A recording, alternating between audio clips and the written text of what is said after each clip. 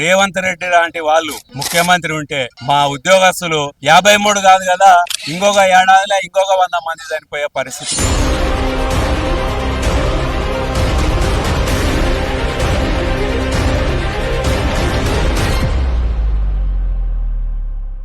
Congress government ను ఒకటే demand చేస్తున్నా. ముఖ్యంగా మేము మహబూబ్నగర్ వాసులము.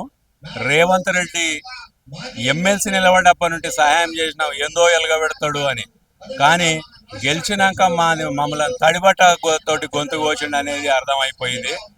ఒకటి, బీఆర్ఎస్ ప్రభుత్వం అన్ని తప్పులు చేసింది, ప్రతి తప్పును మేము సవరిస్తున్నాం అన్నాడు. బీఆర్ఎస్ చేసినవి మొత్తం రద్దు చేసిండు.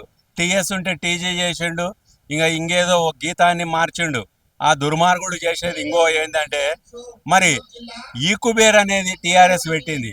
ఈ కుబేర్ అనేది ఏంటి అంటే, అప్పుడు మేము యాంటీ చేసినాం. లేదు ఈ కుబేర్ వల్ల మనకి ఇమ్మీడియట్గా బిల్స్ పాస్ అవుతామని చెప్పిండ్రు అప్పుడు టీఆర్ఎస్ ప్రభుత్వం. కానీ ఈ కుబేర్ను కాంగ్రెస్ కూడా కంటిన్యూ చేస్తుంది. దానివల్ల మాకు వచ్చిన నష్టం ఏంటంటే, ఈ కుబేర్ లేనప్పుడు ఏ డిపార్ట్మెంట్కి ఆ డిపార్ట్మెంట్ హెడ్కు బడ్జెట్ కేటాయిస్తుంది. ఆ బడ్జెట్లో ఇయర్ మొత్తం చార్లీస్ కానీ పెన్షన్స్ కానీ అన్నీ వచ్చేది. ఎప్పుడైనా మిగిలినప్పుడు మార్చిలో దాన్ని రిటర్న్ తీసుకొని గవర్నమెంట్ ప్రాధాన్యత క్రమంలో వాళ్ళు ఇచ్చుకుంటుంది. దాని మొత్తం ఈ కుబేర్ చేసి ఏమైందంటే మొత్తం కేంద్రీకృతమైంది. మంత్రులకు కానీ సెక్రటరీలకు, గవర్నమెంట్కు, సీఎంలకు తినడానికి ఈజీ అయిపోయింది. 100 రూపాయలు కావాలి ఒక అటెండర్కు, కాంటింజెన్సీ అంటే కూడా సెక్రటరేట్ వచ్చే పరిస్థితి చేసినారు. మరి అన్ని రద్దు చేసిన మహానుభావుడు ఈ కుబేర్ని ఎందుకు రద్దు చేయకూడదు? ఈ కుబేర్ పెట్టడం చాలా ప్రమాదం. మరి టీఆర్ఎస్ చేసింది అన్ని తప్పులే, మరి ఈ కుబేర్ని కూడా తీసేస్తే మాకు ఇబ్బందులు ఉండవు.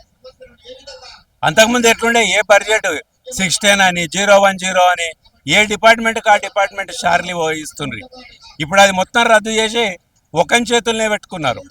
ఒకని చేతులనే పెట్టుకొని ఏం చేస్తున్నారు, వానికి అవసరమైన కాంట్రాక్టర్కు % తీసుకొని బిల్స్ ఇచ్చే కాడికి తెచ్చిండ్రు. ఇవన్నీ చేసి ఎవరికి గొంతు కోసిండ్రు? మా ఉద్యోగస్తుల, రిటైర్డ్ అయిన వాళ్ళ గొంతు కోసిండ్రు. కాబట్టి మీ ఛానల్ ద్వారా రేవంత్ రెడ్డి లాంటి వాళ్ళు ముఖ్యమంత్రి ఉంటే మా ఉద్యోగస్తులు 53 కాదు కదా, ఇంకొక ఏడాదిలో ఇంకొక 100 మంది చనిపోయే పరిస్థితి ఏర్పడుతుంది. కానీ మరి మేము ఈ జాబుకు రావాల్సి వచ్చినాం. కానీ మేము కూడా నీ అన్నదమ్ముల్లాక యాన్నో రియల్ ఎస్టేట్ ఆ దందా ఈ దందా చేసుకుంటే మేము కూడా ఇంత మంచిగా ఉంటుంటివి, ఇంత శ్రద్ధ అన్న ఉంటుంది, పప్పు భువన్ అన్నది తింటుంటివి, చింతపండు కారం అన్నది తింటుంటివి. పనికి మాలిన వాళ్ళంతా ఆడుకోవాల్సిన పరిస్థితి ఏర్పడ్డది. మేము డ్యూటీ ఎక్కడ చేసినామండి? మేము 35 సంవత్సరాల క్రితము వాగు, రోడ్డు, తుమ్మ చెట్ల నడవ పోయి డ్యూటీ చేసినాం. మేము మొత్తం వీడు హైదరాబాద్లో లేము. ఇల్లు లేనితోటి, సౌకర్యాలు లేనితోటి, పూర్తిగా కరెంటు లేనితోటి కూడా డ్యూటీ చేసి మా శాతనైన మేర విద్యార్థులకు విద్యాబుద్ధులు అందించినాం. చివరిలో మేము ఏదో ఇవన్నీ ఈ బెనిఫిట్స్ అన్నీ వస్తావనే మేము ఆ డ్యూటీ చేసినాం. లేకుంటే నీలాక రియల్ ఎస్టేట్ ఏదో దందా చేసేటోళ్ళం. మరి ఈ బెనిఫిట్స్ రాక పిల్లల పెళ్లిళ్ళు చేయలేక, అమెరికా డబ్బులు పంపలేక, పిల్లలు నిరుద్యోగుల ఇండ్ల ఈఎంఐ కట్టలేక ధైర్యం లేని వాళ్ళంతా తాలిస్తున్నారు. మీ ఛానల్ ద్వారా ఇంకో ముఖ్య విషయం చెప్పదలుచుకున్నా. మా ఉద్యోగ సంఘాలన్నీ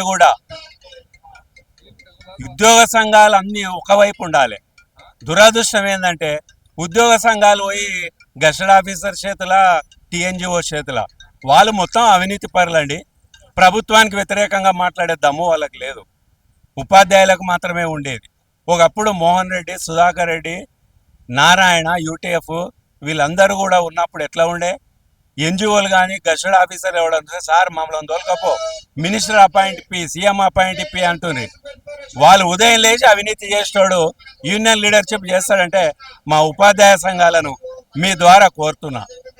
గౌరవ ఎమ్మెల్సీలను కూడా మీరు రిప్రజెంట్ చేయండి. కానీ ఏదో గెస్టెడ్ ఆఫీసర్ సంఘం పోయి సీఎం తోటి మాట్లాడితే, గెస్టెడ్ ఆఫీసర్ సంఘం సీఎం తోటి మాట్లాడే దమ్ముంటుందే? వాడు పొద్దున్న లేచి అవినీతి చేస్తుంటాడు. ఏమన్నా మాట్లాడాలంటే లెక్చరర్ల సంఘాలు కానీ, ఉపాధ్యాయ సంఘాలు కానీ, దురదృష్టం ఏమైందంటే ఉపాధ్యాయ సంఘాలు అంతా కూడా నిర్వీర్యమైపోయినాయి. వాళ్ళు నిర్వీర్యం కాబట్టి మా బెనిఫిట్స్ రాకుండా మేము ఇబ్బంది పడుతున్నాము. కాబట్టి మీ ఛానల్ ద్వారా కాంగ్రెస్ ప్రభుత్వాన్ని హెచ్చరిస్తున్నాం ఏంటంటే వాళ్ళు చేసినవన్నీ మేము తీర్చుకుంటూ వస్తున్నాం అన్నారు. కాబట్టి మీరు ఈ కుబేరును తీసేయండి. ఈ కుబేరును తీసేస్తే మీరు 100% సక్సెస్ అయినట్లే అని ఈ సందర్భంగా తెలియజేస్తూ మాకు అవకాశం ఇచ్చిన మీ అందరికీ మరొకసారి ధన్యవాదాలు తెలుపుతున్నాం.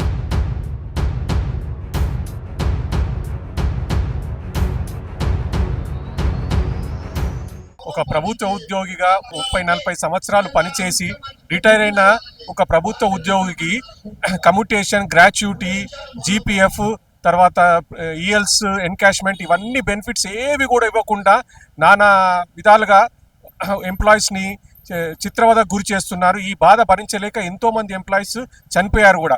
మా డిమాండ్ ఒక్కటే, వెంటనే మాకు న్యాయంగా రావాల్సిన ఈ బెనిఫిట్స్ అన్నీ కూడా రిలీజ్ చేసి మమ్మల్ని అందరినీ కూడా ఆదుకోవాలని, న్యాయంగా రావాల్సిన బెనిఫిట్స్ ఇవన్నీ మేము కష్టపడి 40 సంవత్సరాలు కష్టపడి అందుకు న్యాయంగా రావాల్సిన మా benefits, gratuity, commutation, GPF, GIS, తర్వాత ఈఎల్స్, ఎన్కాష్మెంట్ ఇవన్నీ కూడా ఖచ్చితంగా వెంటనే రిలీజ్ చేయాలని మేము ప్రభుత్వాన్ని డిమాండ్ చేస్తున్నాం. రిటైర్డ్ అయిన ఎంప్లాయీస్ అందరికి కూడా కాంగ్రెస్ ప్రభుత్వం ఏదైతే అగ్రి అయిందో 6 డిఏలు, ఒక్క డిఏ చెల్లించబడింది.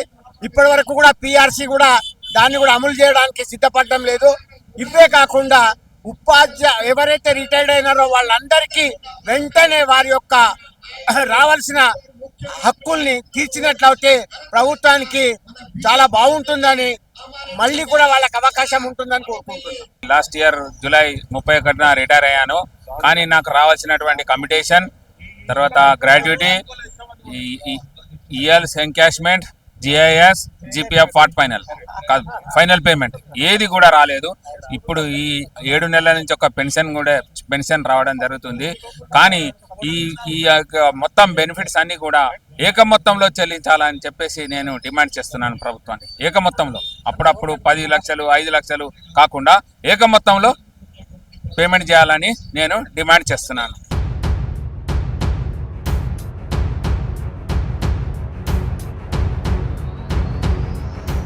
ఈ ప్రభుత్వం గత సంవత్సరం లోపల జనవరి నుంచి 17 ఇన్స్టాల్మెంట్లు అనేది డిఏ అనేది ప్రకటించింది.